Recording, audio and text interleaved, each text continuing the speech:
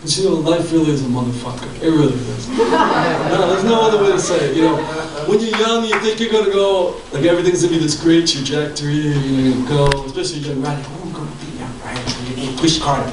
18, gotta go, keep going, you know, I'm gonna get a tenure track, go on, everybody's gonna be happy, my kids are gonna grow up to be doctors and lawyers, and, you know, and life's not like that. But we should know this, right? Because what happens at the end? We die! You know? So we know it's not gonna be like this perfect arc, you know? So what do? We just keep going, we just keep going on, you know? And that's the testament to who we are as people. We get up despite everything, despite anything life throws at us. We just keep going. This is a poem about that. It's called Your Voice is a Right Cross. I gotta lift the volume up here, Phil. Alright? Is that okay? Your voice is a right cross, a faint, body swaying in an after-hours joint. The last song on the radio of summer. A voice of autumn, mountains, the sea, the great Lake Erie. The moment a heron rises out of the tall grass. Or how your hand becomes a tulip, your body a field of wheat, my mouth threshing slowly across your plain. Or quietly smoking on a fire escape, unfolding our bodies like origami cranes. So after, there are the lines of where we held.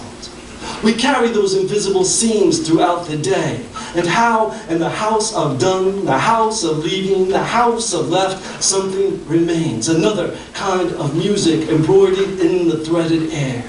In the sentiment of a lover's look, or in the sound of freight trains coupling, or the long drive up to Detroit, past the factories of men making machines, there is that sound, that voice, a sort of hum, a bar in Cleveland where I sat with tired men watching a hockey game, cheap beer. I heard it curling under the stools and the surety if there was nothing much left to say. Or once in the face of a young woman working the counter at Macy's when I handed her my bill, a small glance she gave that said, nothing more than life is just fucking hard and the rest of my day is long, a long shift, and thank you for being polite and here is your change. It is inside the concertina the woman plays on the sidewalk, the coins I give, the chords she gave. A system is a room of shadows in whose silence there is something, almost a sound, breathing through the silence there is something, almost a sound, breezing through the rain-black trees, lilacs and cloves, simmering soup, mesquite grilling in 1,000 backyards, a day without work and someone's mama spreading mayonnaise on a slice of white bread, cigarette smoke to the mustard-colored end of the filter outside of the plastics plant, the last inhale and puff.